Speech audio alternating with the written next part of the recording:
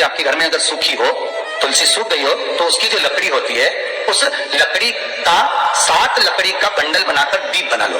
लकड़ी का दीप मतलब लकड़ी पतली पतली डालियों को लेकर कच्चे सूत से उसको बांध दो और बांधकर घी में डुबक दो।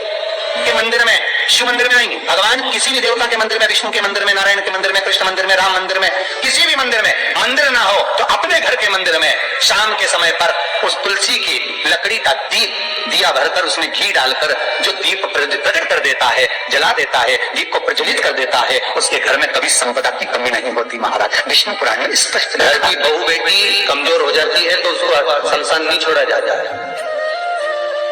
तुलसी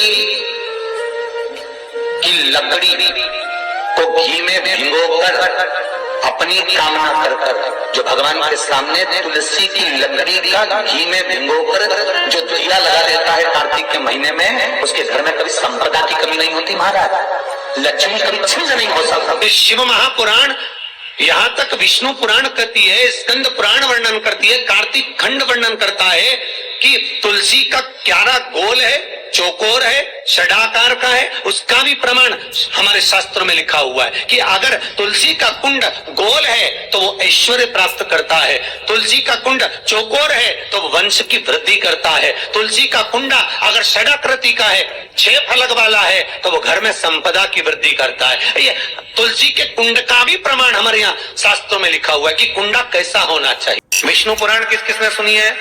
हाथ उठा। विष्णु पुराण का 5वां अंश कार्तिक खंड वर्णन करता है, या स्कंद पुराण का कार्तिक खंड को उठा लीजिए, वो वर्णन करता है 24 तरह के दिए होते हैं। कितने तरह के? 24 तरह के दीप होते हैं। उस दीप में सर्वाधिक श्रेष्ठ दीप होता है तुलसी दल का, तुलसी की डंडी से जो प्रकट किया है। बत्तियों का भी क्रम है, एक लंबी बत्ती होती है, एक गोल बत्ती होती है। होती कि नहीं होती? लंबी और गोल। ये वाला स्पीकर बंद है, बार बार बंद हो रहा है, बार बार चालू हो रहा है, उसको देखिए जरा। बत्ती एक गोल होती है, एक लंबी होती है। गोल बत्ती और लंबी बत्ती में अंतर होता है, बहुत जमीन आसमान का अंतर है, बहुत ध्यान देना इसका।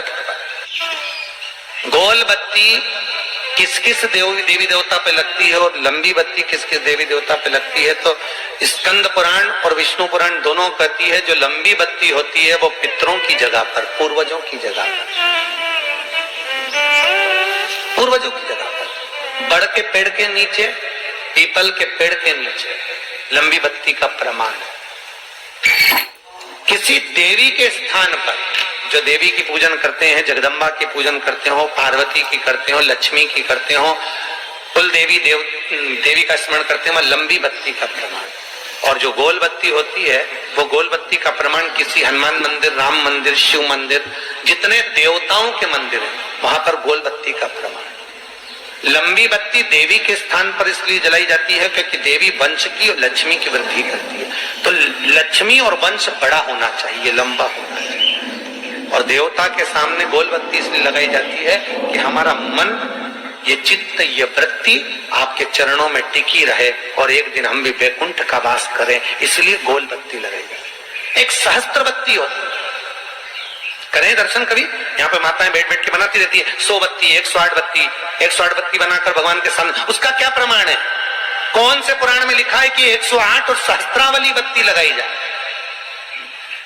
तो स्कंद पुराण में कार्तिक खंड के अंदर स्पष्ट किया गया, सहस्त्रावली बत्ती 108 लंबी बत्तियों का जो प्रमाण है वो कहते हैं कि जिस व्यक्ति ने किसी तीर्थ को ना करा हो, पूरे तीर्थ नहीं गए हो, सारे तीर्थों का स्नान नहीं करा हो, किसी तीर्थ में दर्शन करने से वंचित रह गए हो, तो 108 बत्ती की एक बत्ती बनाकर किसी नारायण के मंदिर में, शिव मंदिर में, देवी के मंदिर नहीं, केवल देवता के मंदिर में अगर उसको घी में भिगोकर प्रज्वलित कर दिया जाता है तो सारे तीर्थों के दर्शन का फल उस जीव को प्राप्त हो जाता है। उसको सहस्त्रावली बत्ती,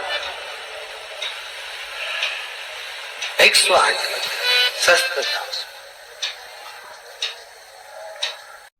श्री शिवाय नमस्तुभ्यम।